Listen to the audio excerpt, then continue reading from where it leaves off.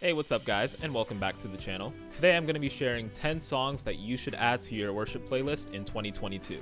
There's been a ton of great worship music that's come out this year, but these 10 songs in particular have a special place in my heart. All of these songs have really encouraged me this year, and I hope they'll do the same for you. So, let's get into it. In no particular order, the first song that you should add to your worship playlist in 2022 is Back to Life by Bethel Music. This song is off their newest album, Homecoming, and it features one of their newest artists, Zaria Zachary, who has killer vocals on this track. The song has such a powerful premise, stating that Jesus has brought us back to life, just like he brought Lazarus back to life. My favorite line comes from verse 3, where it says, "When something says I'm guilty, I'll point to that price you paid. When something says I'm not worthy, I'll point to that empty grave, because just like Lazarus, you brought me back to life." And not to mention the spontaneous part that comes at the end, where it says, "The enemy thought he had me, but Jesus said you are mine." Next on my list is Rumors by TRIBL. Initially when I saw the title of the song, I was taken a little off guard. The word rumors doesn't exactly have a positive connotation. The dictionary definition says, a rumor is a currently circulating story or report of uncertain or doubtful truth. So looking at that, I was confused as to how that could really fit in a worship song. But I'm so glad TRIBL released this song because it has to be one of my favorites from this year. If you listen closely to the lyrics, you'll see that the theme is actually centered around spreading the gospel as a circulating story. It feels like the song is written from a perspective of somebody that's actually doubting the gospel, and as the song progresses, it feels like the person comes to terms that, oh no, the gospel is actually true. My favorite line from this song has to be, "I'll testify, I will prophesy, I'll start rumors of my own." "Believe for It" by CeCe Winans has been an anthem of this year. This song has such a powerful declaration that we're to believe God at his word, that we can believe him for anything. My favorite line from this track says, "From the impossible, we'll see a miracle.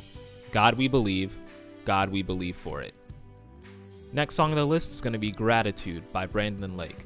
Brandon Lake, or as I like to call him, the master of 6/8. Seriously, between this song, Graves into Gardens, and another song that I'll mention later, Brandon Lake has released so many great songs that are in 6/8, and I just love it. This year I've begun to get into songwriting a little bit, and Brandon Lake has been such a huge inspiration for me. You can find an amazing live recorded version of this song on his album House of Miracles. One of my favorite parts has to be the final chorus, where it switches up the chord progression just to keep you on your toes.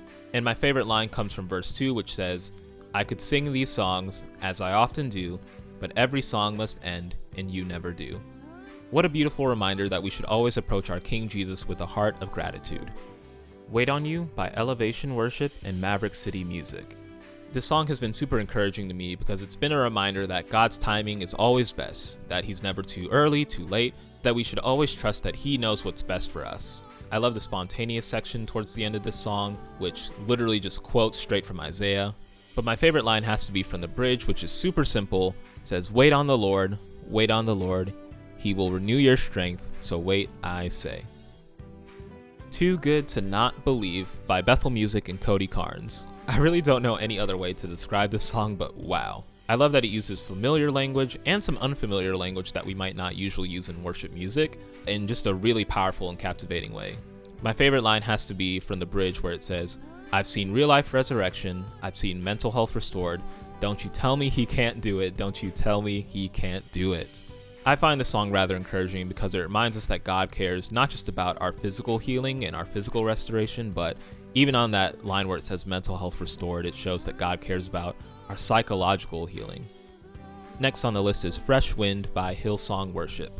This song has so much going for it, but I think one of my favorite things has to be the melody. Unfortunately, I haven't had a chance to listen to a lot of Hillsong's new stuff this year, but this song in particular has been on the playlist ever since it came out. Specifically, I can't get enough of "Move Upon Our Praise," "Sons and Daughters Sing," "We Can Hear the Wind," "Blowing, Blowing, Blowing."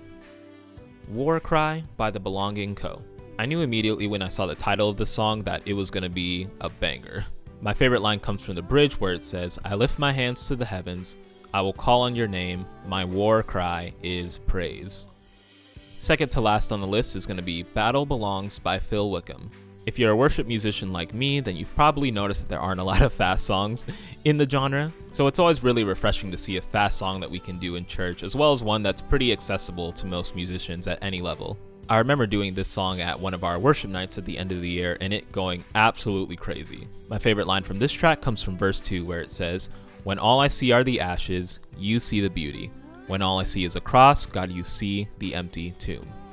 And last but most certainly not least, we have Forever and Ever Amen by Maverick City Music featuring Brandon Lake and Phil Wickham. This song squeezed in just before the end of the year on Maverick City's newest Christmas album, but I love this song because it mixes some old language with some modern chord progressions, and it's back to 6/8, just like I mentioned earlier. My favorite line comes from this spontaneous part that Phil Wickham sings towards the end where he says, "He came and redeemed my story, now everything has changed." Even though this track is on a Christmas album, you can bet that I'll be listening to it all year round in 2022. If you enjoyed the video, definitely leave a like and subscribe for some more worship content in 2022. Alright, see you guys until next time.